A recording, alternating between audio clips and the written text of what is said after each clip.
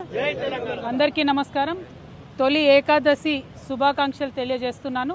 అదేవిధంగా తొలి ఏకాదశి నాడు ఏకలవ్యుడు యొక్క జయంతి కూడా ఇవాళ మన ఎరుకల సమాజ సోదరులందరితో కూడా కలిపి జరుపుకోవడం చాలా సంతోషంగా ఉంది.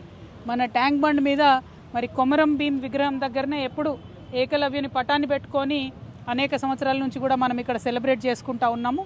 మరి ఫ్యూచర్లో ఏకలవ్యుడి విగ్రహాన్ని కూడా మరి ఏర్పాటు చేసుకునే ప్రయత్నం కూడా తప్పకుండా మనందరం కూడా చేద్దామని చెప్పి సందర్భంగా తెలియజేస్తూ, మరి ఇవాళ భారతదేశ చరిత్ర ఎక్కడ చూసినా ఇప్పటి వరకు కూడా బహుజన వర్గాలకు సంబంధించి ఏ విధంగా అణచివేత ఉందనడానికి ఏకలవ్యుని యొక్క జీవితమే ఉదాహరణ. మరి ఆనాడు గురుభక్తితో ఉండి కేవలం ఒక వ్యక్తే తన గురువుని నమ్మినా సరే ఆ వ్యక్తి కూడా తనను ముందుకు తీసుకొని పోకపోయినా కూడా చరిత్రలో నిలబడిపోయేటటువంటి త్యాగాన్ని చేసినటువంటి ఏకలవ్యుడు నిజంగా మనందరికి కూడా ఒక రకంగా ఆరాధ్య దైవం అవ్వాలి, స్ఫూర్తి ప్రదాత అవ్వాలి. ఆయనకు ఆనాడు అన్యాయం జరిగి ఉండవచ్చు గాక, కానీ ఆయన గురుభక్తిని వీడలేదు, సమాజానికి ఒక మంచి తోవని చూపించే ప్రయత్నమే చేసిండ్రు.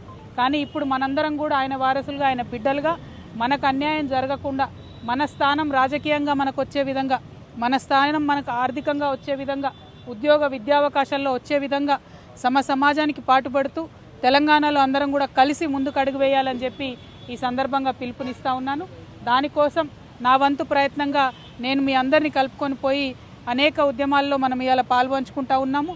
మీరు చెప్పినట్టుగా కేసీఆర్ గారు ఆనాడు కట్టించినటువంటి భవనం ఇవాళ కనీసం పూర్తి చేయలేని పరిస్థితులలో రాష్ట్ర ప్రభుత్వం ఉండడం చాలా దారుణం. ఏకలవ్య భవనం తప్పకుండా త్వరితగతిన పూర్తి చేయాలని ముందుగా కాంగ్రెస్ ప్రభుత్వాన్ని నేను డిమాండ్ చేస్తూ ఉన్నాను.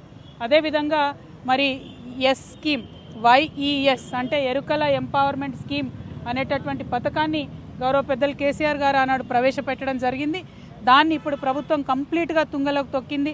2-3 సార్లు లెజిస్లేటివ్ కౌన్సిల్లో కూడా మీ తరఫున ఈ అంశాన్ని నేను ప్రస్తావించినప్పటికీ కూడా ప్రభుత్వానికి కనీసం చీమగుట్టినట్టుగా లేకపోవడం చాలా దారుణం. ఈరోజు ఏకలవ్యుని జయంతి సందర్భంగా మళ్ళొకసారి ప్రభుత్వాన్ని డిమాండ్ చేస్తూ ఉన్నాను.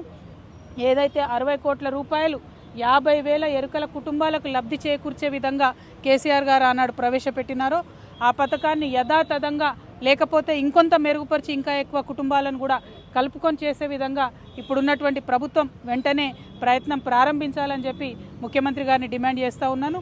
మీరు అన్నట్టుగా ఆనాడు ఎమ్మెల్సీగా కూర సత్యనారాయణ గారికి గౌరవ ముఖ్యమంత్రి గారు కేసీఆర్ గారు ఇచ్చినప్పటికీ మరి గవర్నర్ గారు రిజెక్ట్ చేయడం అన్నది కూడా రాజకీయంగానే జరిగినటువంటి అంశమని నేను భావిస్తూ ఉన్నాను.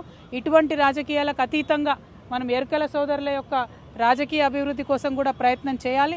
రాబోయేటటువంటి ఈ లోకల్ బాడీ ఎన్నికలలో తప్పకుండా మన వాళ్ళు ఎక్కడుంటే అక్కడ నిలబడి పోటీపడి మరి గెలిచే విధంగా మనందరం కూడా అన్ని పార్టీలు కూడా ప్రయత్నం చేయాలని ఈ సందర్భం కోరుకుంటూ